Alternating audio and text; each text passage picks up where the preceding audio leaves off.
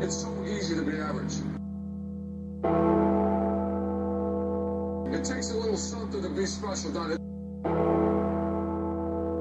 It takes a little something special to be a great player. Did you push yourself to be great today? There wasn't a first down. Not that much. The officiating, I'm bitterly disappointed with the officiating today. That spot, the graphic displays the NFL penalties. The one not called on us on that period clearly was being booked before the ball got there. And the previous penalty they called on Toledo Hill, the ball is uncatchable and by the receiver. See, I'm bitterly disappointed. Throw a hat, throw a stick, throw a siren, that's a penalty.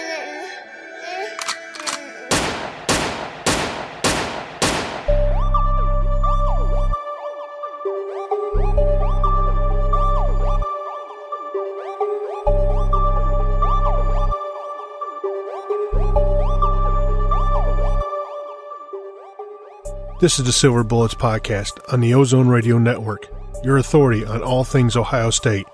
Here are your hosts, Shannon, Sommers, and Chip Minnich. Not Chip, if you have an iota of human feeling.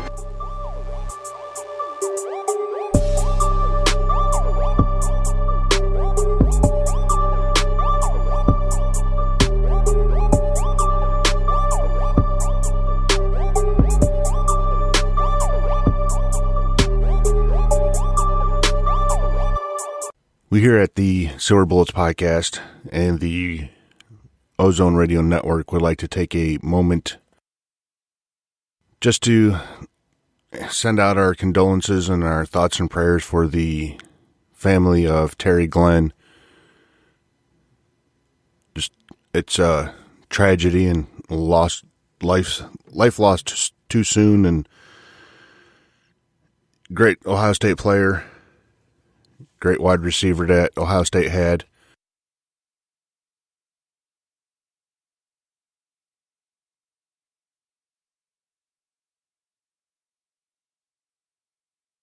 We just want to let his family and friends know that our thoughts and our prayers are with them. Buckeye Nation, welcome to another edition of the Silver Bullets Podcast on the Ozone Radio Network. Instead of just going through the whole spiel and everything, Chip, guess what? Let me guess. It's the game. It's the week. It's the everything. It's the hype. It's the hate. It's the game. I'm ready to run through a wall and I can't even play. So with that being said, all right, obviously it's Michigan week. And yes, I am going to say the Michigan word because we're a podcast and I'm not just going to, whatever. But we have Kyle Rowland of the Toledo Blade, former member, former staff person, writer for 11 Warriors, joining us to discuss the Michigan Wolverines. It's hopefully going to be another great interview, great discussion like we usually always have. We not really going to discuss the Illinois game because, let's face it, we knew what was going to happen. There was a couple of issues that happened as far as turnovers or whatnot. But we're pay homage to the seniors. And then we have our Pick'em segment, which I looked at and I forgot to – I think we picked one different last week. Didn't we, Chip? So I think – let's see here. I'm kind of drawing a blank in terms of last week, but, I mean, I know that you're still ahead like by 6, so – I can't remember if there was anything that dramatic in terms of the difference from last week. Yeah, I think there was only one difference as far as what we did. So, I mean, we only did the Big Ten games, and except for like Iowa. I mean, I think we both picked. I think we both picked Iowa. So, like I said, I know you're ahead by 6. Yeah.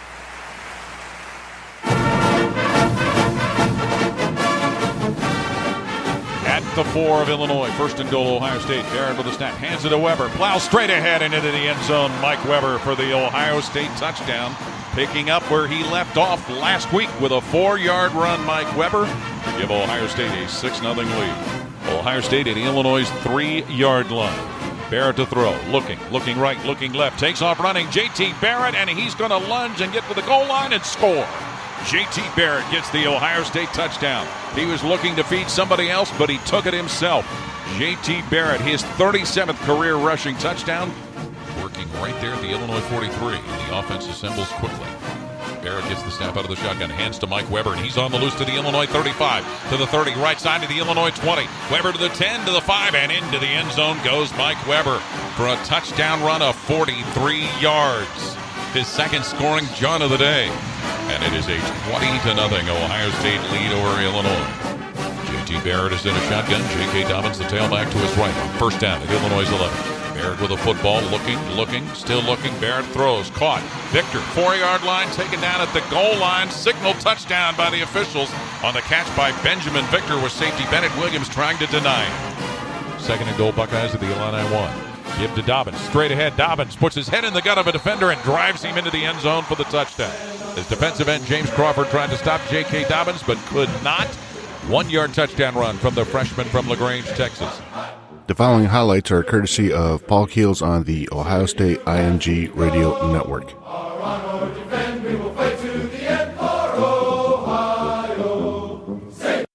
All right, Chip, let's go ahead and, there was a rout in Columbus, and it was pretty much over before the storms hit, thankfully.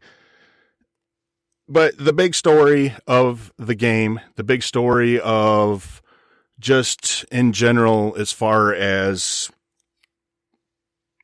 it was the last game for 19 seniors, the last home game in Ohio Stadium for J.T. Barrett, Billy Price, Tracy Sprinkle, Chris Worley, Damon Webb. There's a whole bunch more. So, I'll let you go ahead and say what you want to say about the senior class and all that. Well, as you said, Shannon, it was the final home game for 19 seniors. I think urban-meyer, to his credit, has been kind of tight-lipped with regards to this group of seniors because he knows how much they mean to him. Just thinking about a lot of the seniors who are departing the program, like J.T. Barrett and Billy Price, they were part of that group of recruits, urban-meyer's first recruiting class in 2013. And you think about the fact that a number of them, being fifth-year seniors, when you think about everything that they've contributed to the program, and then you were just talking about some of the other seniors like Damon Webb from the class of 2014 recruits. They have done so much for the program off in the field as well as on. Can't thank them enough. Can only wish the best things for them going forward. Hopefully at the next level, if that works out. But regardless, their status within Ohio State football is very well secured among arguably like the best classes to ever go through Ohio State football. Yeah, I think Billy Price is going down as having the most played the most games in Ohio State football history. Consecutive starts. Correct. Yeah, so that's it's extremely impressive. These young men now that are venturing off to either the NFL or whatever the future holds for them, coming to Ohio State, getting a degree, going through the leadership stuff, and just they have so many doors open for them that me personally, as a fan, want to say thank you for what they have given on game day, and also what they have given back to the community, what they have given back as far as everything that happened since Tattoo-Gate. Everybody likes to call Ohio State cheaters. And since Urban Meyer's come in here, and the biggest thing was he was going to instill greatness into the shoe again, and he was going to instill pride. And these gentlemen here show the way that they handle themselves off season and being leaders in the field, the community, and just making Ohio State proud and just walk around with your scarlet and gray with just so much pride. Ladies and gentlemen, presenting the 235-member Michigan Marching Band. Band, take the field. You really didn't think I was going to play that song, did you? This is Hate Week. Screw Michigan. Go Bucks.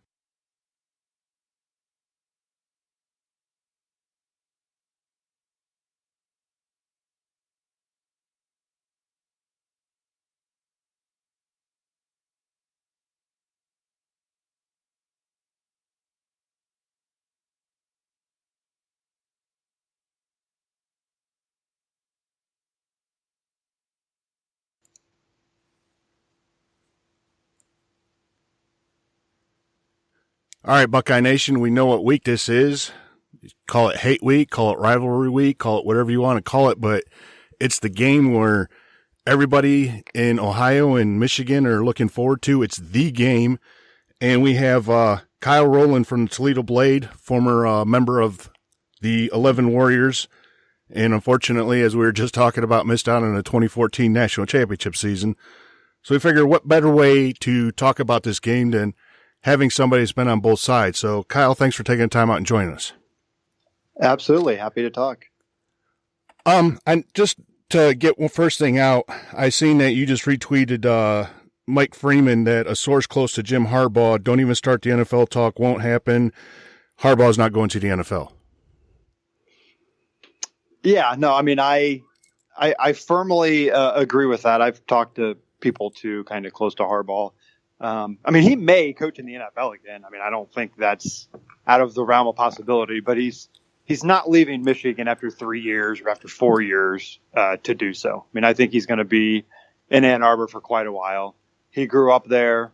He played at Michigan. He loves Michigan. He came to get a job done. His whole family lives there. His parents moved next door to him.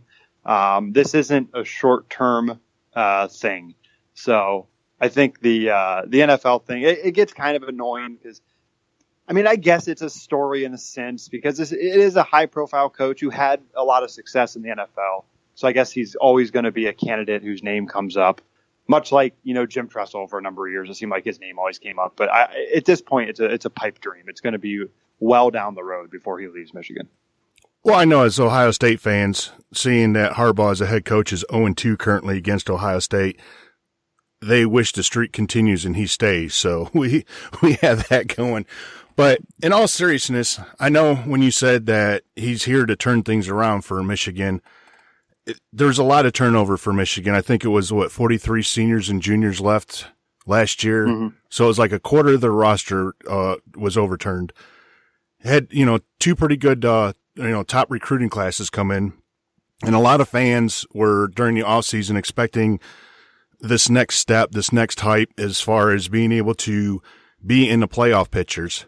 But yet here we are in the final week of the season, and Michigan hasn't beaten a winning team.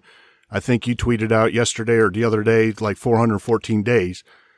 Mm-hmm. I mean, do the players know this, or is this just something that's just not going right for them?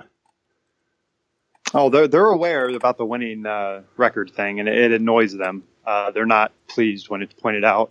But yeah, I mean, I think this year it's such an odd year to kind of decipher. I mean, certainly, if Michigan loses Saturday and they go 8-4 in the regular season, it's a disappointment. Even with losing, all but one starter on defense and all the upperclassmen that you mentioned. They had 11 draft picks last year. It was a program record. It's still a disappointment to basically lose every game you quote unquote should have or could have lost and win all the ones you should have won. I mean, you did nothing out of the ordinary. Another loss to Ohio State, another loss to Michigan State. Then you step back, though. I mean, their over-under was set at 9 before the season. Obviously, they've had just massive injury issues at quarterback. So I still think you categorize it as a disappointment. but I don't think the sky is falling. I just think we're in this society where instant results need to happen for people to be happy. And that's fine. I mean, when you're paid $7 million a year, people should get instant results. And when you see other coaches, whether it's Urban-Meyer or James Franklin or I don't know, there's a whole litany of them. I mean, Bob Stoops won a national title his second year. Tressel won a national title his second year. Coaches can win early. Like, it's not an impediment. And Harbaugh won 10 games, both of his first 2 seasons. Obviously, last year, if they beat Ohio State, they probably go to the playoff. So from that standpoint, I understand the frustration, but the recruiting's been good. Michigan's probably going to be pretty solid next year, as is every other team in the East Division, it seems like, again. So, I mean, they'll be up against it. But at the end of the day, I mean, they're in a much, much better position than they've been in the past decade. I mean, obviously, Rich Rod was a disaster. Hoke at the end was a complete train wreck. So, I mean, I know. I mean, obviously, it's a fun time. I mean, Ohio State fans love it. Harbaugh's a punching bag. They're beating them and everything. But Michigan's still on solid footing at this point. I think after next year, if they're 9-3 again next year, they lose to Ohio State again next year, then the big time judgments, I think, can truly be made. Now, going along with that, with, like you said, we discussed about the turnover, really good coaches hit on average about 30 to 35% of the recruits to actually be productive throughout their college tenure. Mm-hmm. So you look at Michigan, and I know a lot of the Michigan fans in the offseason we had a lot of banter with. They're sitting there, the Fab Five for the wide receivers. This player's, this line's going to do this, this, and this. The biggest issues for Michigan, it seems, is their offensive line. I mean, besides the simple fact of the quarterback, but the reason why the quarterbacks are getting hurt is because of the offensive line. Mm-hmm. Looking at their commitments and stuff going forward, do you see that being able to get fixed for next year? Yeah, I mean, I think that's the number one thing that needs to be fixed. And when you look at the Alabamas and the Ohio States and the Clemsons of the world, obviously their offensive lines are spectacular. I was surprised at how mediocre Michigan's line's been this year. Because last year, the line was, I thought, for the thing that really held them back. And it just seemed like it was going to be an addition by subtraction thing. But it really has not been the case at all, though. I mean, it's been completely mediocre. I mean, it's kind of been the thing that's held back the offense once again. Going forward, I think it's going to be. Cesar Ruiz, a young guy who's played these last few weeks. He's getting his feet wet, whatever. He's played well. A lot of the guys, losing Mason Cole, I think, is going to be huge because he's so versatile and has basically started every game of his entire career. So there's so much history there. But he's going to be the only massive loss. So, you would think they're going to be better on the line going forward, just based on I guess the star rating is what the word I'm looking for of the recruits they've brought in on the line. But without a question, if it's not better, then the team's going to struggle. It's as simple as that. But I don't know. I think they're probably in good hands there going forward. I think you asked another question, but I forget what it was. Yeah, I kind of tied in with the offensive line and just with, as far as that. So I'm going to actually turn it over to Chip because I don't want to steal any of his questions. I'm not sure what he has. So I'll let him go ahead and ask his now. Well, no, Shannon, I thought that was a great question because I was going to ask about the offensive line because, in all fairness, I think all of the critique of the Michigan quarterback position, I think, has been misplaced. But I think, you kind of addressed a lot of those concerns with the question with the offensive line because that's what I was going to go with. But a little, with regard to kind of the, disgruntled Michigan fans, can you elaborate on kind of what the current status is between this feud going on between Braylon Edwards and John O'Korn, because it just seems like that's kind of misplaced in my opinion. Yeah, let me get back to that. I know what else I was going to say. Now I jogged my memory hearing you talk. The wide receivers, I think, have just been an abomination this year. I mean, they're not good at running routes. They're not good at kind of sticking with it and trying to create something when they're not open right away. I think that's been another huge issue that's been kind of a detriment to the quarterbacks. And I think Pep Hamilton has just been a total zero. I mean, he's done nothing very well, I don't think. I think he's kind of overrated, not to kind of bash the guy, but I don't think he's had a whole lot of success anywhere he's been. So I think the jury is very much out on him. But to answer your Braylon Edwards, O'Korn spat, I mean, I don't understand why these former players do these kinds of things. I mean, it never ends well. And it just, I don't know, it kind of speaks to the, what word am I looking for? The dysfunction, I guess, amongst a program. And it's things that rival fans love to see, like this infighting sort of thing. I mean, I understand John O'Korn is not great. And if he plays Saturday, I think Michigan has zero chance of winning. But to be a former player and like bash the guy and say, you know, who's the one whose, you know, idea was to bring him in and blah, blah, blah, blah, blah. Like, he was out of line. That's a good idea. Yeah. I think, just being a Buckeye fan, that he was completely out of line making that comment about who gave O'Korn a scholarship. Yeah. I totally agree. I mean, I just don't see the point of it. I mean, it's not like the fans love John O'Korn and think he's good. Like, so I just don't see the point of kind of coming out and stirring up the emotions of everyone. So I guess, I mean, you kind of led me into, I mean, and I understand it's still kind of murky. I mean, you just mentioned the fact that if John O'Korn plays, so it's all right if you don't know the answer to this, but is there any update to the health status of Brandon Peters? Is it looking like O'Korn is playing? Is there a possibility that Wilton Spate is going to, I realize he is, hasn't played in so long, but is there a possibility that Haurbaugh would turn to Spate? I mean, what's your vibe on the situation with the quarterback position? Yeah, I think we'll know more in a few hours when Jim Haurbaugh meets with the media. I mean, everything I've heard is, he had a concussion. He was knocked out on the field, and basically just have to see what happens. But how he progresses, I guess, through the week. I can't imagine. I'm not a doctor, but if you get drilled like that and you're knocked out, I don't see how you recover in 1 week's time to play.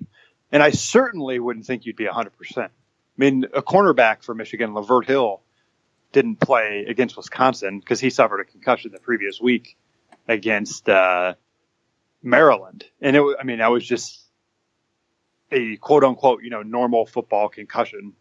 Whereas Peters was much different when you're just getting leveled and driven into the ground and everything. So I would be surprised if he played. If Wilton Spate can play, if he's cleared for contact, I would play him. I just don't think you have much chance at all if John O'Korn's the quarterback. And if Spate's 75% and he wants to play and he think he can play, I guess you got to watch him practice and see how effective he can be or whatever. But I just don't see how that's the best option in my opinion. Obviously, he played well against Ohio State last year. Had the 2 interceptions, which were not great. But he's a very tough guy, I think, and he'll battle in there. He's kind of savvy. One thing that I think would hurt him is he wasn't on a great page with the wide receivers before he was injured. They had essentially an entirely new wide receiver core, And through the first 3-4 games, he really struggled to kind of get the timing together and get a rhythm. So now that he's missed 2 months, I'm sure hasn't improved at all. But still, I don't dislike John O'Corn. He's a nice kid. He answers all the questions. But unfortunately, he's just not a great quarterback. So I just don't see how that's a good option at all for Michigan. So let me ask you a question about what I think would be a good strategic move for Michigan. Not that I'm in the in the mode of trying to help the Wolverines, but yeah, you are, because we've already done that, and he went to Peters, remember? So apparently he's listening to our show. All right. So here's what I was going to offer is looking at Michigan at the tight end position, number 84 Sean McKeon, number 83 Zach Gentry. Combined, they have 40 receptions. Just for what it's worth, Ohio State fans certainly know that's how Oklahoma and Iowa hurt Ohio State. Yep. This season was by hitting the tight end. So do you look at that as being a viable part of Michigan's strategy going into this game? Oh, there's absolutely no doubt. I mean, I had a long conversation with someone yesterday about that. I mean, especially the Iowa game. I mean, just flip on the tape of that, and it's just a tight end exhibition. Michigan's tight ends, as you mentioned, I mean, they've been the best receivers, without a doubt, for this team this year, which I thought was surprising. I thought they would really struggle this year. They lost Jake Butt at that position, who was one of the best in the country, and 2 guys that basically had no experience. I thought the tight end position would be kind of a black hole this year. Well, I was completely wrong about that. And they're legitimately good. I mean, both those guys, McKeon and Gentry, I mean, they're very solid, skilled guys who are kind of the new age tight end, which saying new age tight end is basically outdated now because they've been athletic and great receivers for like 15 years. But they fit that mold. They're really good. And I think there's no doubt that those are going to be 2 key guys in this game. I mean, offensively, they've got to get them going. And that all starts with, getting a guy like Karan Higdon going. I mean, he's a really solid running back. He's definitely kind of Michigan's bell cow. And if he can kind of get going, keep Ohio State's defense honest, you got to try to get the linebackers out of position and get them in those mismatches with tight ends. But watching Ohio State this year, I haven't seen a ton of their games. But I'm just surprised at how poor their linebackers have been in some of these games. That just usually is obviously not a position Ohio State struggles with. No, you're not the only one who's been surprised, kind of. Like you said, Ohio State fans are just kind of wondering. It's been better the last few weeks. There's a lot of speculation as to what they're going to do going forward in terms of their alignment. But I want to ask you another positive player for the Wolverines. He plays what is referred to as with like the Viper position, Khaleke Hudson.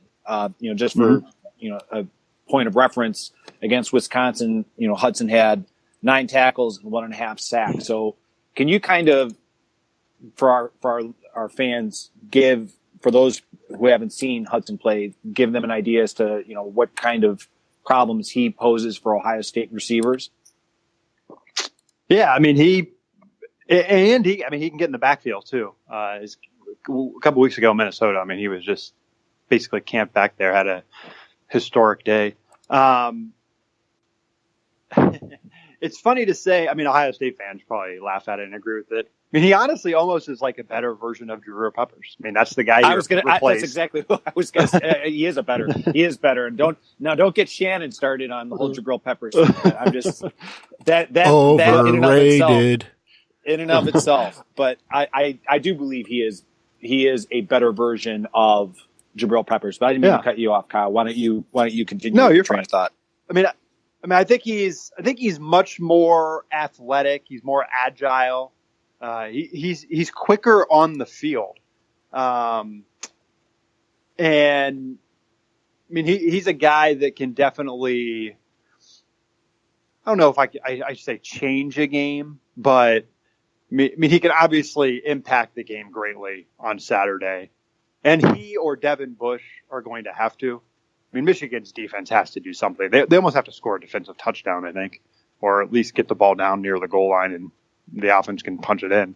But Hudson, his versatility is the thing that I think is so good. I mean, he can intercept a ball in the backfield. He can, help on coverage if a guy is coming over the middle, down the sideline, whatever.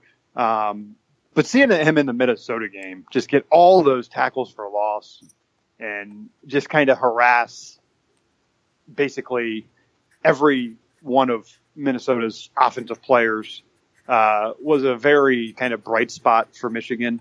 But the thing that I think defensively that will be even more important, I feel like a guy like Devin Bush, who's just this freaking ferocious hitter. I mean, the guy is just so violent on the field.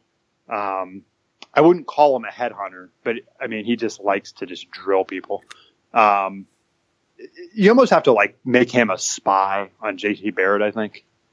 And I think that could be very effective for Michigan. But no, there's no question. I mean, Hudson's a great defender, and I mean, he's a guy that could, kind of create havoc for Ohio State. Especially, I mean, the wide receivers have gotten a lot better as the season progresses, but he's a better defender than maybe Ohio State's wide receivers are as wide receivers, if you understand what I'm saying. So he's a guy who could maybe control, some of the movement in the secondary.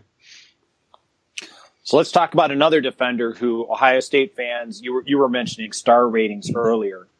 A guy that Ohio State, they recruited, they wanted, but he chose to go up to that team up north, and that's Rashawn Gary. As a defensive lineman, maybe I'm mistaken, but they move him all around the defensive line. Like, he's not necessarily playing at one defensive end. Like, they'll move him to wherever they think can create a mismatch, correct? Yeah, no, for sure. I mean, he's not exclusively a defensive end, and he's good. I mean, if you look at his stats, maybe they wouldn't pop out at you like Maurice Hurst, who is really, really good and has worked his way well up the NFL draft board. But Gary is solid. He's always back there. It's amazing. We kind of always talked amongst ourselves in the media this year. I mean, it seems like he's had the most almost sacks in the country this year. So many times he's in there and then kind of doesn't complete the play, or the quarterback gets away or whatever. But he's a guy who certainly, can, I guess I said create havoc about Hudson, but he's another guy. I mean, Michigan's defensive line needs to have a huge day Saturday. I mean, I think they probably are the better unit in that matchup between Michigan's defensive line versus Ohio State's offensive line. Whereas Ohio State's defensive line is just unbelievably better than Michigan's offensive line. So Ohio State's going to have major success probably against Michigan's O-line. So Michigan's got to return the favor on the other side of the ball. But I mean, Gary was really good last year, I thought, as a freshman. I mean, he had the luxury of having guys like Chris Wormley and Taco Charlton not only mentor him, but then those were guys that defenses focused on more. But Michigan's whole D line, I mean, I think there's a lot of guys to worry about there. I mean, Chase Winovich is just incredible at getting into the backfield, getting around the edge. I mean, super, super fast, super long, just tall and huge wingspan, strong arms, strong hands, whatever. Maurice Hurst, who I already mentioned, I mean, he's one of the better defensive linemen, I think, in the country. So, I mean, there's some pretty good talent there on Michigan's defensive line. So the last question I had before I turn it back to Shannon, and it's okay if this is more of a philosophical, it's not a right or wrong. As somebody that has been on both sides of the rivalry, so to speak, I mean, kind of what, Shannon alluded to the fact that you previously covered Ohio State for 11 Warriors, now that you cover Michigan for the Toledo Blade. My philosophical question is, Ohio State fans, I mean, they put it all, they lay it all out on the field, so to speak, for this week. The game, like the crossing out of the M's on campus. I mean, everything.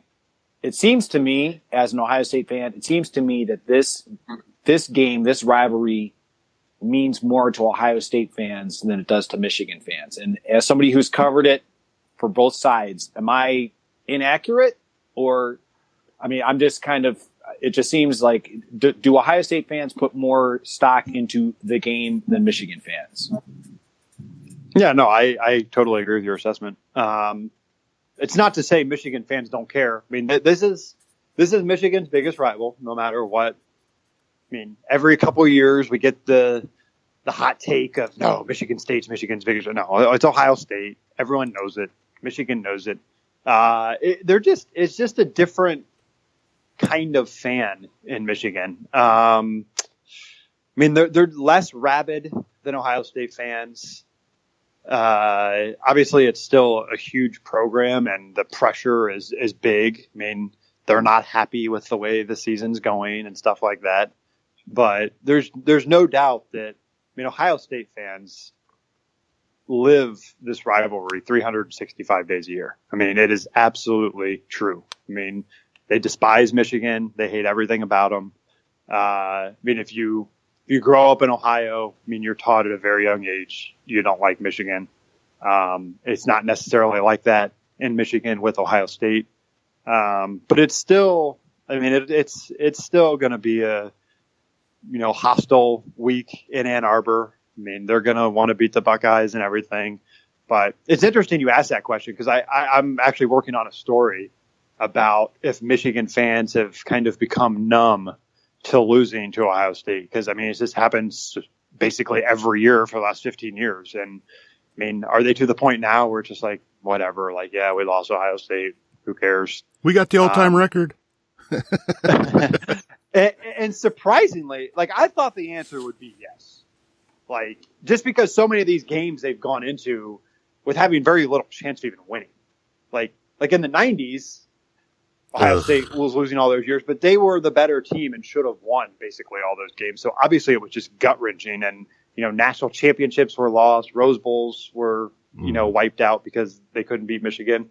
But, I mean, unequivocally, like, all these people I've talked to have said, no, like, it still kills me, every time we lose to Ohio State. So I was kind of surprised by that, but there's no doubt that it's a bigger deal in Ohio. All right. Well, keeping with this, as far as the rivalry and stuff, you had a piece about, it's one game season now for Michigan, make it or break it. We discussed about how they haven't beat a winning team, and everybody's, most of the people on the team are, hey, this is Ohio State. This is our rival. We have to win this game. I forget who it was, the linebacker or something that hasn't beaten Ohio State in his 4 years or 3 years or whatever. Mm-hmm. But you had somebody as a freshman like Donovan People-Jones that just, it's another game. How quick do you think he was schooled on that this is not just another game? Yeah, I'm sure. I don't know. I don't know if anyone else saw his comments at that moment, but yeah, that definitely, I think, will be pounded into them that this is not another game. Obviously, you have a head coach who lived this rivalry for the better part of his entire life, so I think he'll get the message across that this is a big deal. And that's one of the things that, I mean, I love so much about where we are right now with Urban-Meyer being Ohio State's head coach and Jim-Haurbaugh being Michigan's is, I mean, both of them grew up loving the team that they're coach of and hating the rival. I mean, I just think it's awesome. I mean, we really haven't had this sort of, I mean, I guess Tressel and Lloyd were both, I mean, Lloyd was a Michigan man, I guess, and Tressel obviously previously coached Ohio State and was from Ohio. But, I mean, it's basically the best it's been since Woody and Bo. Obviously, Michigan just hasn't been able to beat Ohio State. But, I mean, it's funny. I mean, you hear this, just another game, just another opponent stuff. It seems like someone kind of slips up every year and says it, and it's like, no. Like, that is not the approach to take, because history shows you that when people think that about their rivals, it just never works out. Yeah, they go 2-7-1 as a head coach. All right, going back to last year's game, there's a lot of controversy. A lot of fans still say, the refs handed them the game and everything. There's a couple of questions I wanted to ask you about that. Were you in the post game or the post game conference with Jim Harbaugh? Yeah. Why did anybody not question him about his antics of crying out about the refs when, in all honesty, you look at the fourth quarter and Michigan allowed over 100 yards of offense. Michigan couldn't move the ball on offense, and you could tell that the whole team as a whole wasn't able, they were dead tired. They gave everything they had for 3 quarters, and you could tell their strength and conditioning program is nowhere near Ohio State's. Yeah, the fourth quarter was obviously completely different. Michigan, they just put it all on the line the first 3 quarters. They played great. I thought the game was over when it was 17-7. But, a couple things about that. To answer your original question, he was asked about that in the summer. Do you regret getting the penalty? Because it was a big moment, and Ohio State scored a touchdown. Maybe like the next play after that, I think. Yeah, I think they got the ball like on like the 5-yard line or something. They got it way down there. And he just immediately deflected it and basically threw Wilton Spade under the bus and said, well, I thought the 2 interceptions were the things that really killed us. So that was an interesting way to answer the question. But, and then another thing, kind of unrelated, a year back looking at it, I still think, whatever the refs called, I honestly would have been fine with. I don't think definitively one way or the other you can say he made it, but I also don't think you can say, no, he was short. It basically is whatever they said was fine and going to be ruled. But I still think a year later, I kind of thought at the time, and my opinion really hasn't changed, that obviously Harbaugh was really mad about the spot.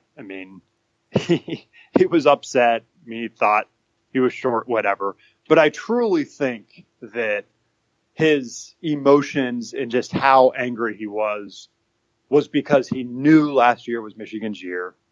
They had them beat in Columbus, and they blew it. They flat out blew it. There's no other way to put it. They choked in the fourth quarter, and they wilted under pressure. And I think that's why he was just so angry after the game. But yeah, I guess that's what I think. Yeah, I completely agree. And your team takes on the character of the head coach. Yep. And like when you said, when that happened and he threw his clipboard out on the field and threw down the headset, I was underneath the south stands at the time, and I swear to God, I thought they were going to come crashing down on me. And it's one of the loudest moments I've ever heard that stadium. Yeah, it was just insanity. So, I was like, whoa. And that was a big key turning point in that game. And it just, when you, I'm standing there watching in the fourth quarter, and you just seen the Michigan defensive players, all of them, hands on the hips, heads up in the air, gasping for air. And Ohio State just keeps moving the ball. And one of the fastest guys on the team, Jabril Peppers, gets outrun by, JT Barrett and stiff-armed. And Taco Charlton, you could tell that kid was just giving it his all. And I felt bad because as fans, they started booing when he went down with the cramps. But you could tell he was giving it everything. But want to ask, had they improved their strength and conditioning, but after watching the Wisconsin game, it's the same thing as far as the fourth quarter, the defense just falling apart. Yeah, no, the identity, quote unquote, or whatever, of Harbaugh's Michigan teams is exactly that. They're so close. It's almost like Indiana has been in recent years. Seems like they're going to win these games, and every time they lose in the fourth quarter. They're 1-6 against top 10 teams, and I would say 5 of those 7 games they could have won. And Penn State this year and Ohio State, Harbaugh's first year, the two, they got blown out in those ones. The other ones have been close, and they had a chance to win in the second half. And I don't know if strength and conditioning is like the issue. I think it's more of, the coaching has to be questioned when you're always losing close games. I think that's what it comes down to. Michigan hasn't been in a position. They haven't played in a lot of big games lately, obviously. I think the pressure is a real thing. Ohio State, they deserve the credit for winning last year, no doubt. They won the game or whatever. But it was probably more of a choke than a comeback. I thought Michigan just completely wilted on the big stage. But we'll see. We'll see how it goes. Saturday, I thought there was kind of a little bit of that too. Before Peters had gotten injured. The good field position Michigan had throughout that game, and they could just never turn it into anything, was not a good sign for them, obviously. Yeah, you have Don Brown, who's one of the best defensive coaches in the country. You see a lot of fans saying that the offense or the assistant coaches for Michigan are terrible. I'm sorry, but you can't say that about Don Brown. He comes from Boston College, where he had number one defenses. He's got a ton of talent. They're, I think, third in the nation right now. But it seems that, one, you could actually exploit Michigan's defense because they over pursue with reverses or counters and stuff. Is Don Brown just pin your tail back and just go, or how is that? Yeah, no, he's Dr. Blitz. He's everyone get in there after him. And yeah, there's no doubt that's a good way to exploit Michigan's defense. And another reason, I think Penn State's offense just decimated Michigan partly was they actually, obviously Barkley had his huge run the second or third play of the game. Other than that, Barkley did pretty much nothing, which is what he's done all season. I think he's way overrated. He's really good at catching the ball, but I don't think he's a great running back. But I digress. But that's kind of to my point is Barkley killed Michigan catching the ball out of the backfield. And that's something I think Ohio State needs to do this week. Dobbins is really, really good. I think he's going to be an absolute stud. I wouldn't be surprised if he won a Heisman at some point in his career. Weber, obviously, good as well. I don't think Michigan's just going to be able to hand off and, Ohio State. I don't think they're going to be able to hand off and just get huge chunks of yards, running through blocks in the offensive line. I'm sure here and there they're going to run off a big one every once in a while. But, I think they need to get those guys in space. I think this would be a perfect year if they still had Curtis Samuel on the team. I think he would just destroy Michigan on Saturday because that's just an area they struggle with.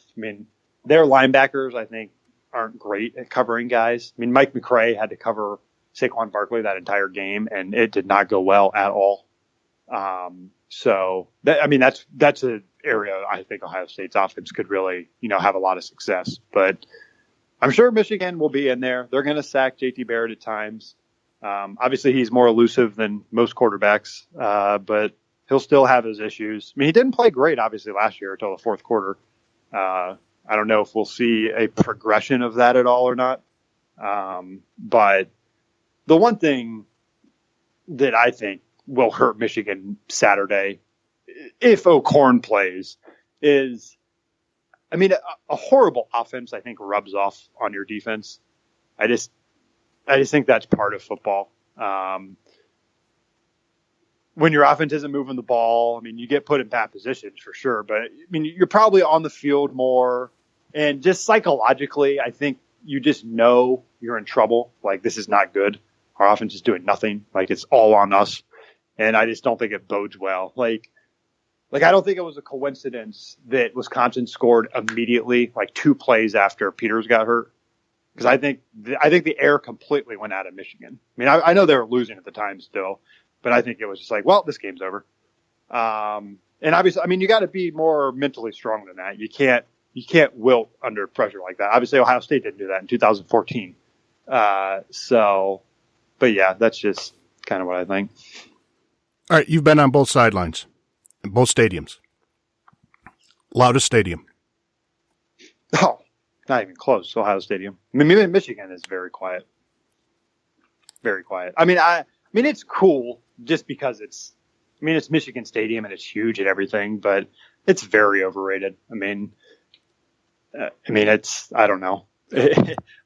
Honestly, Penn State's the loudest I've ever been to. I would say Ohio State is probably second. Bryant-Denny, I've been there. It's really loud.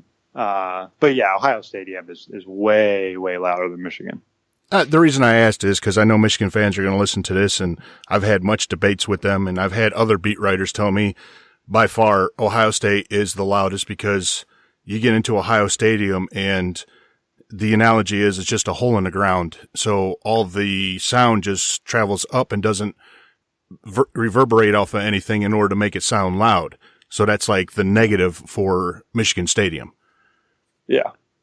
No, absolutely. I mean, the sound, it's gotten a little bit better since they did their renovation because it's a little higher with the suites and the new press box and everything. But yeah, I mean, the sound just filters right out of that place. Do Michigan fans stick around after the third quarter this time? It's a good question. I think it's going to be another Ohio State-Michigan game where there are a lot of Ohio State fans in the stadium.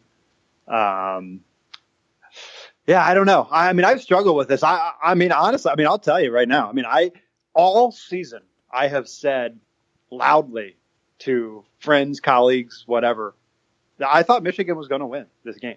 Like, I just, and nothing other than, I mean, for like stupid reasons though. Like, I just didn't think Harbaugh would lose 3 straight. It's just like, I just don't think that's going to happen. He's not going to start out 0-3. Like, it's in Ann Arbor. This is a game where the underdog hasn't won since 2004, which is just mind-boggling when you consider just how back and forth it's been kind of throughout its history. So just for like dumb reasons like that, I just think Michigan's going to win. Like, it's time for something unexpected to happen in this game. But I mean, when Brandon Peters went down in a heap, my opinion has kind of changed on that. I guess maybe I have to live by what I've said all year, but I would be very surprised if Michigan wins on Saturday. Well, I know you brought up the 90s and living through that whole situation.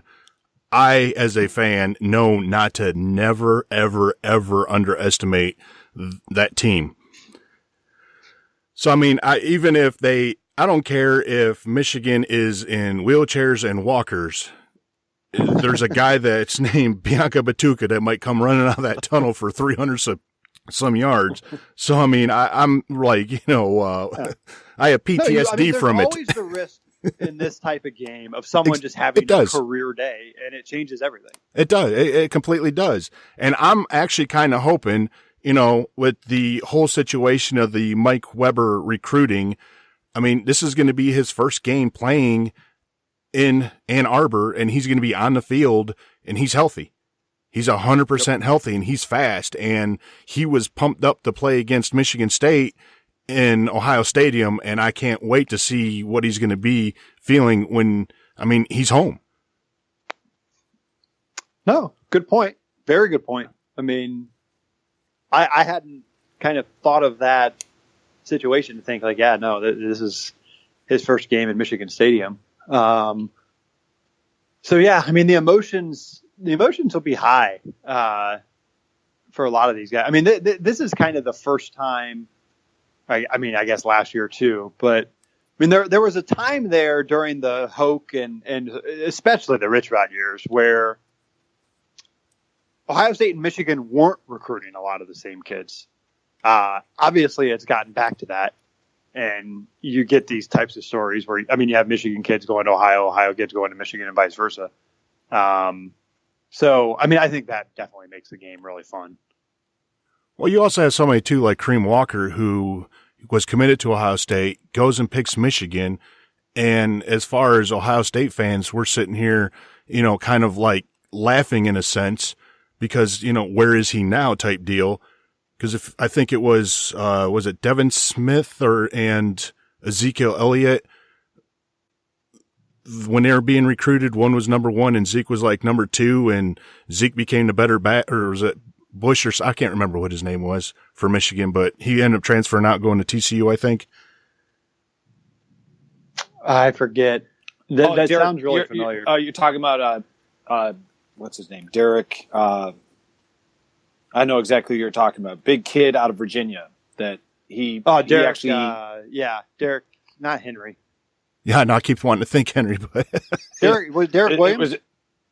I can't remember the last name. I just know his first name. Yeah, was I know Derek, exactly who you're talking about. I know exactly who you're talking about. He wore number 27. Yeah. He idolized Eddie George, and in 2011, I think he was like the MVP of the All-American game, even. Yeah, and Luke Fickell was recruiting him. Derek Green. State, and Derek Green. Thank you.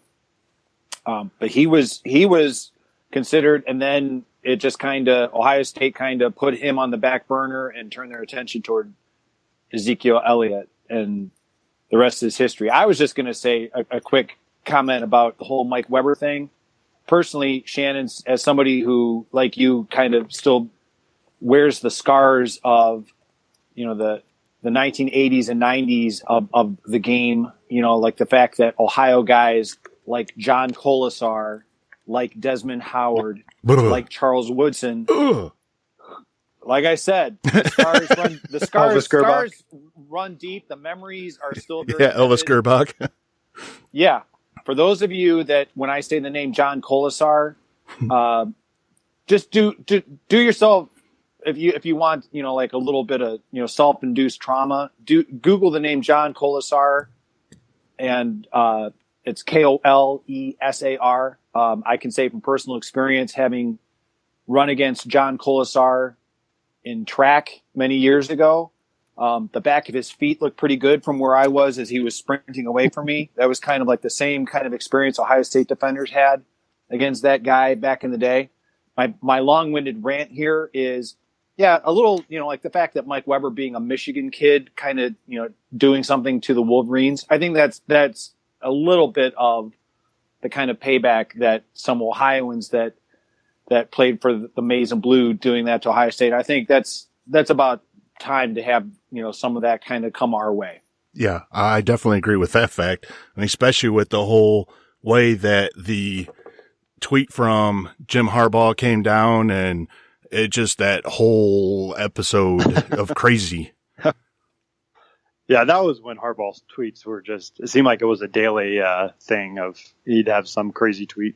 Yeah, we kind of miss him on Twitter doing his thing, but, we're kind of actually hoping that, I kind of make a joke that since our buddy Bert down over there in Arkansas, he's going to be getting relieved of his duties, from what I understand. It's time to bring him back to the Big Ten, because he's the last coach to beat Ohio State besides Penn State, Iowa, and Michigan State. So, I mean, maybe Jim-Haurbaugh could bring him on his staff and help him figure out how to beat Ohio State. That would be the ultimate story. I cannot imagine the reaction of Ohio State fans if that were to happen.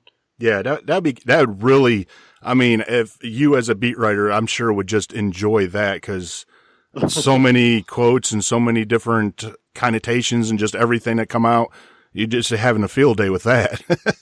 Oh yeah, that would be never ending. Definitely. All right, Chip, did you have anything else? No, I'm good. If anything, I know we could keep talking to Kyle. Oh, there's so much. Until the game actually starts. But I don't want to keep Kyle, seriously, because like I said, the fact that I just rattled off a John Colasar reference from almost 30 years ago, that it's still vivid and twisting in my heart, just kind of speaks to the depth of how important the game is to me. This is my favorite. It's my favorite week of the year. Easily. Yeah, without a doubt. Definitely. I grew up. I'm from Ohio. I went to Ohio State. I grew up a huge Ohio State fan. So, my childhood. I lived and died with this game, And then now, I mean, being in the media, it's my favorite game of the year to cover. It just is different. It just feels different. I mean, you could drop someone from outer space, into Ann Arbor or Columbus the day this game's played, and they would just know, like, wow, this is a big event. Like, you can just feel it. You walk into that stadium, you walk down the streets or whatever before the game, and it's just a total different atmosphere.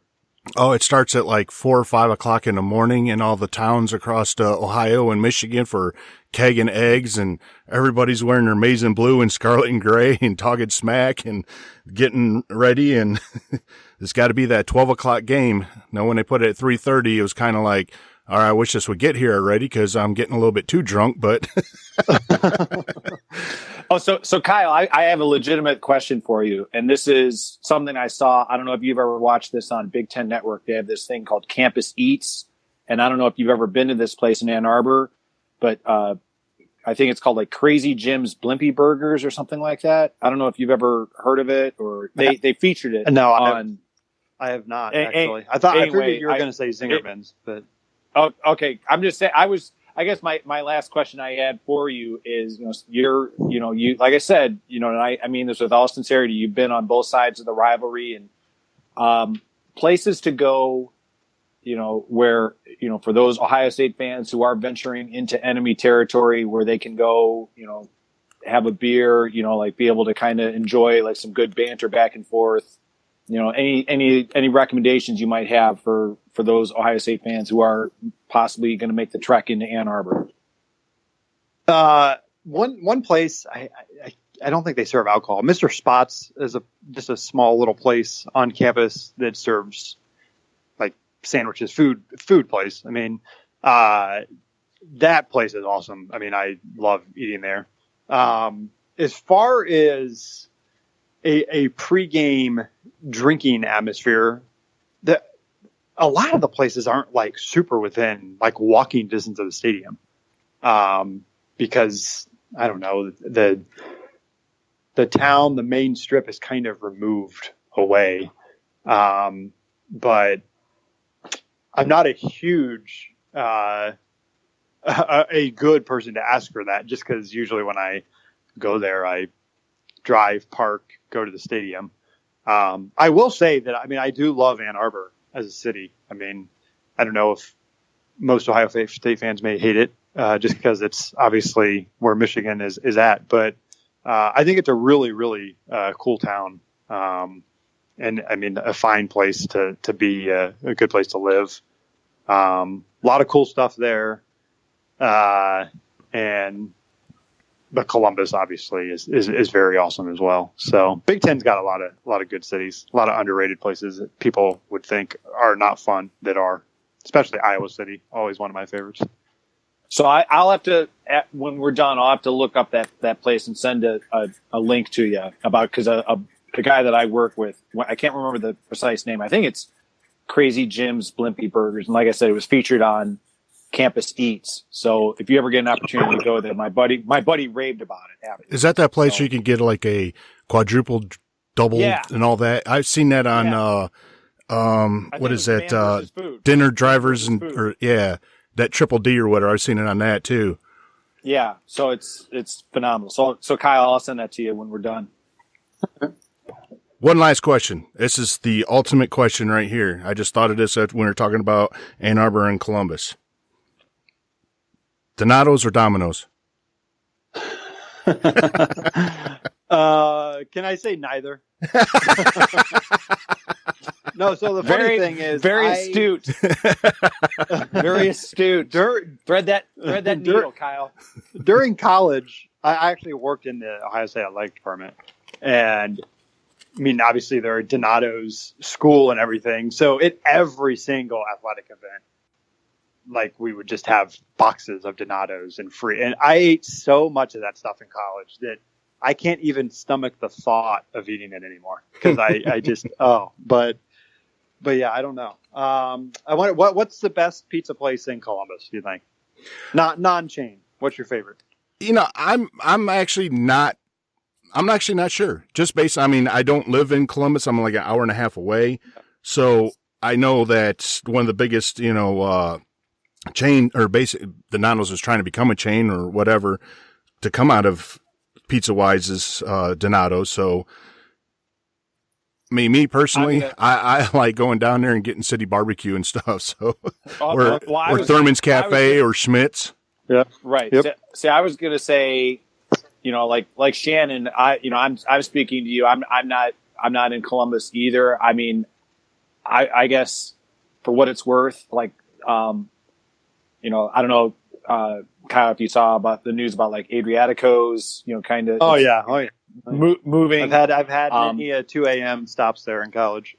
Exactly. Like Catfish Biff's. Yep. I was partial to. I'm also a Tommy's guy as well. I mean, I know it's kind of, like super greasy and everything, but those are non-chain pizza places that I have frequented in the past, let's just say. Yeah. No, I said neither when you asked me about but I should say, when it comes to pizza, I'm not very picky. You put it in front of me and I'm probably going to eat it. Alrighty. Just one last thing I want to say, just in case this gets out or whatever. Braylon, instead of bashing your team, and I understand you're an analyst for the Big Ten Network, maybe you should go and try to help your wide receivers out and teach them how to play the game better than what you played, especially at the NFL level. So I just want to drop that knowledge. All right, Kyle, we want to thank you for joining us. You can read Kyle's stuff at on the Toledo Blade. Kyle, you want to tell people where they can find you at Twitter? Just my name, Kyle Rowland, KYLEROWLAND. And Chip, you have nothing else? No, I just want to thank Kyle for all of his insights and taking the time. I can't thank you enough. Obviously, like I said, you've been on both sides of the rivalry. We really appreciate all of your time and hope you enjoy the game as much as I think we're going to as well. No, absolutely. I really appreciate coming on. This is one of my favorite topics to talk about. So anytime. Definitely.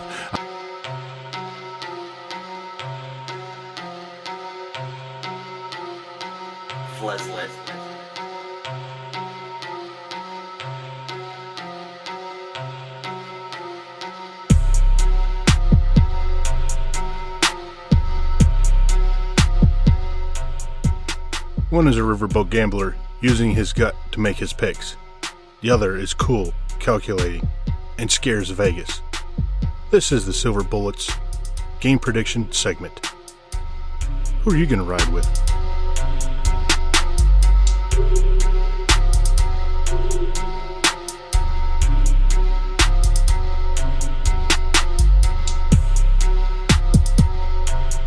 All right, we're going to go ahead and go into our Silver Bullets Pick'em segment, where I believe I have a 6-game lead. We're not going to do a pick on this game, but I just want to point out that there's actually a college football game on Turkey Day. Ole Miss at Mississippi State. So it's, we're speaking about pride and everything earlier in the show. So this is one that it's not very prideful of the SEC. We're just waiting for sanctions to be handed down and, all that kind of good stuff. We'll start off with a Big Ten game for our pick'em. We got Friday, Iowa at Nebraska. It's 4 p.m. on FS1. I'm going to go with Iowa in this game, even though Iowa just lost to Purdue, and they might finish the season 0-2. But it just, with all that turmoil and everything going on in Lincoln and the reports of Frost getting a contract offer and that being true, blah, blah, blah. It just, you don't see Mike Riley surviving, even if he wins this game. I agree. The loss to Iowa by Ohio State is going to be one that's going to confound the fans, the players, the coaches for years after the fact. But needless to say, I agree with you. I think Iowa, they're sputtering, but I think Nebraska is in a worse spot. So I'm going with you on Iowa there. And national media, can we please stop with the narrative that Ohio State defense gave up 55 points to Iowa? Because one of them was a pick six. So, technically we didn't give up 55 points. I'm just saying. All right, moving on to Saturday. we'll do the rest of the Big Ten, and then I only have 3 teams right now that are ranked in the top 25, and we're recording this on a Monday morning, so the ratings or rankings are going to be different, except for one I took away because they lost, so we'll see what it is. All right, number 17, Sparty at Rutgers. There's no time or no channel yet for this one. It's still to be determined at this time. And who you got with this one? I'm going with Sparty. Yeah, I see Sparty. Just, they're going to finish strong, and they're going to win a share of the Big Ten East. So, I mean, that's a heck of a tribute and a heck of a job that Mark D'Antonio did after a 3-9 season. Everything that happened during the off season, and to come out and win a share of the Big Ten East is pretty good. Only one loss in the division and one loss to Northwestern. So, I mean, hats off to Sparty and D'Antonio what he did. Number 23, Northwestern at Illinois. I think Northwestern, they put a thumping last week on Minnesota, didn't they? They did, and I think they're going to do the exact same thing to Illinois, so I'm going with Northwestern. Yeah, so am I. Illinois we talked to Robert, and they were what they said they were. I mean, they didn't get over 100 yards until, the fourth quarter. So, I mean, it is what it is. All right, number 9, Ohio State at Michigan. Yes, I don't have Michigan ranked anymore because they lost to Wisconsin. If you don't beat a winning team, you don't deserve a ranking, period. I don't care. That's 12 p.m. on Fox. So we're going to have Gus Johnson calling the game and then the Big Ten championship game, which Ohio State's going to be in. I'll let you go ahead and with yours opinion or your whatever. I'm still bearing the scars from the 1990s. I freely admit it. Cooper PTSD. It is. I could rattle off for every Ohio State fan who has become so comfortable with this game or not lived through that era. Yeah, exactly. That it's just. Like I said, the scars run deep, and but that being said, I do believe Ohio State's coming into this with a focus on winning, ending the season with positive momentum going into the Big Ten championship. I think Urban-Meyer has Ohio State playing well, so I'm going to go Ohio State 28, Michigan 17. I think it'll be hard fought. I think it'll be well played, but I do think Ohio State has too much for Michigan to keep pace. I, too, bear those same scars. I will never, ever be able to get past those scars. John Cooper had a dynasty in Columbus. And as we talked about with Kyle, he just treated it as, it's just another game, and look to see what happened. 2-7 and 1, I believe. Was it 2-7-1 or 2-7-2? It was actually worse than that. Do you want it was 2-10-1. I told you it was worse than that. Now my heartburn's, my acid reflux is kicking in. Last year was the game that Michigan should have won. Michigan fans have all off season. Ohio State didn't score a single point against Clemson. They're the only team in, the bowl that didn't score any points. Well, you know what? You had the number 1 defense in the country, and you left out of Columbus with a loss. All right.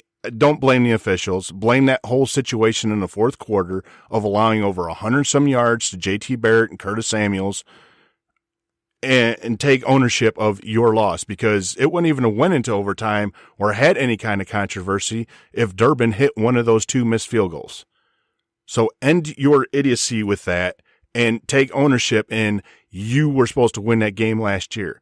part of me felt like Michigan was going to win that game, and I was very afraid of it. Always afraid that Michigan's going to win over Ohio State. It's going to be a close game. I hope and I pray, as we talked about, Mike Weber has just a game. You know, he's healthy. He's going to play in Ann Arbor for the first time. He's going to be hyped up. Here's his chance to shine. Here's his chance to put the team on his back for the next however many games so he can ride off into the sunset for the NFL. I know his dreams probably were to go into the NFL after the season, and based on his injuries and stuff, I'm sure his NFL stock has dropped.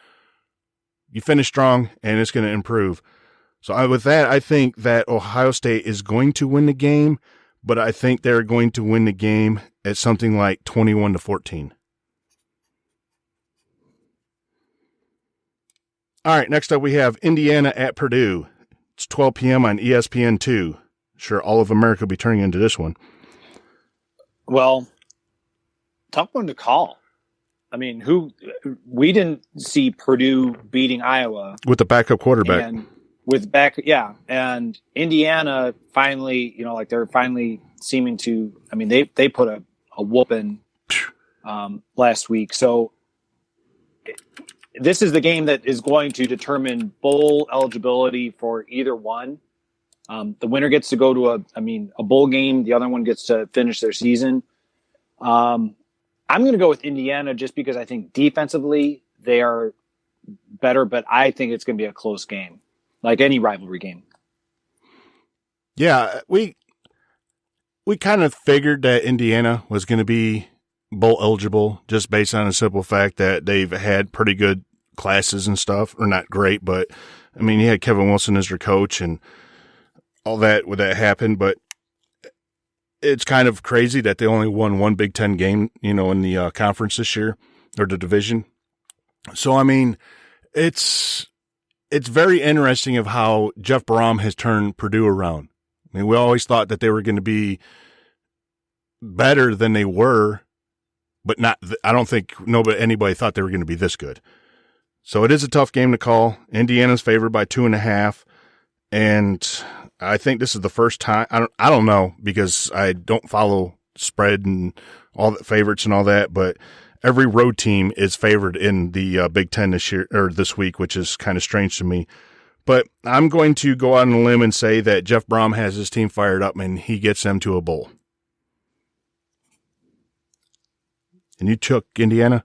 I forgot to write it down. Okay.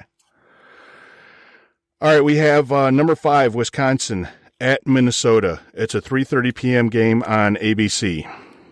I think Wisconsin rolls. Wisconsin, if you lose, I swear. I just, I'm picking Wisconsin in this one also.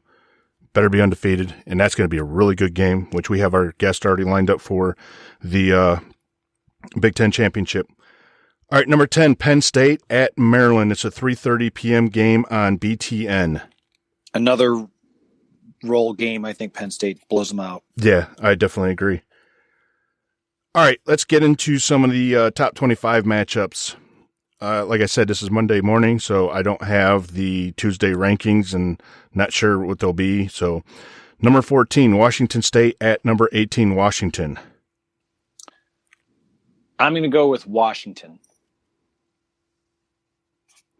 Washington's favored by 9.5, and I haven't been sold on Washington. Didn't they?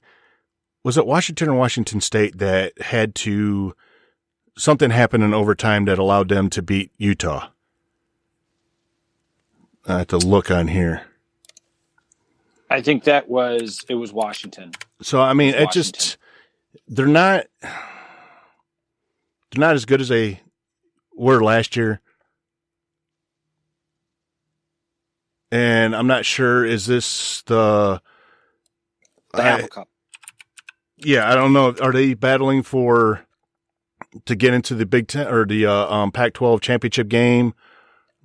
Just bear with me here for a second.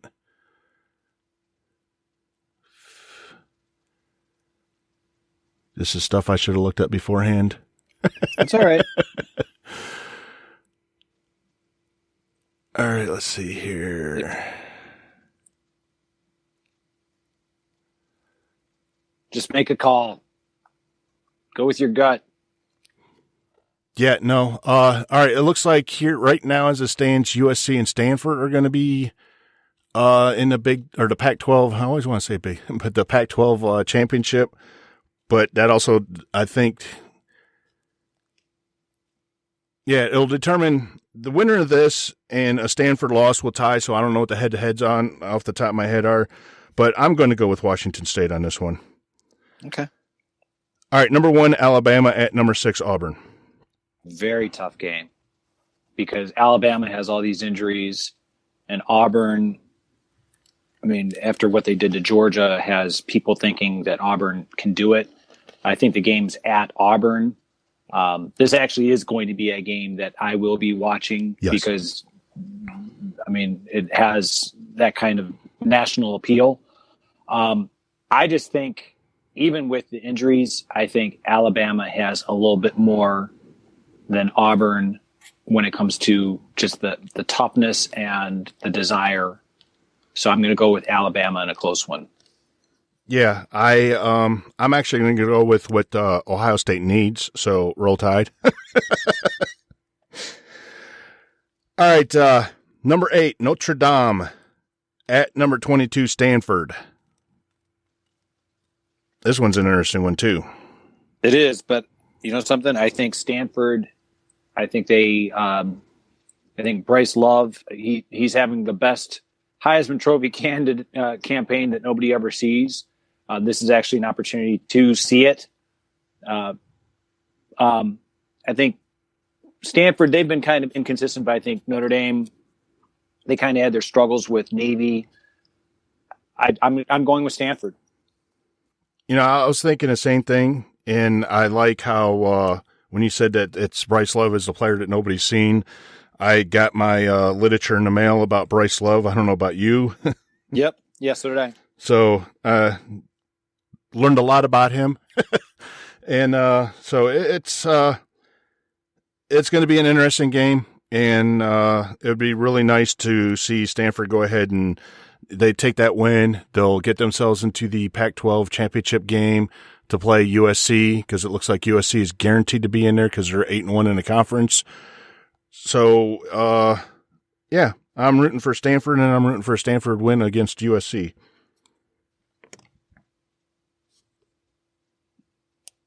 All right, Buckeye Nation, that's going to do it for this episode of the Silver Bullets podcast, the close on the regular season of college football, which it seems like we wait so long, and once it gets here, it goes by so quick.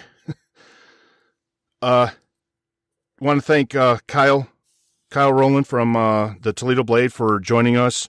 Great stuff, as always, when we have people. But, I mean, he was really great, and especially being on both sides of the rivalry. So definitely check out his work on Toledo Blade. Chip, where can they find your stuff? I can be found on Twitter at Chip Minnich. I can also be found as a contributor to Athlon Sports, as well as a contributor to Hayes and Cannon on the ozone.net. You can find me on Twitter at Shannon CFB.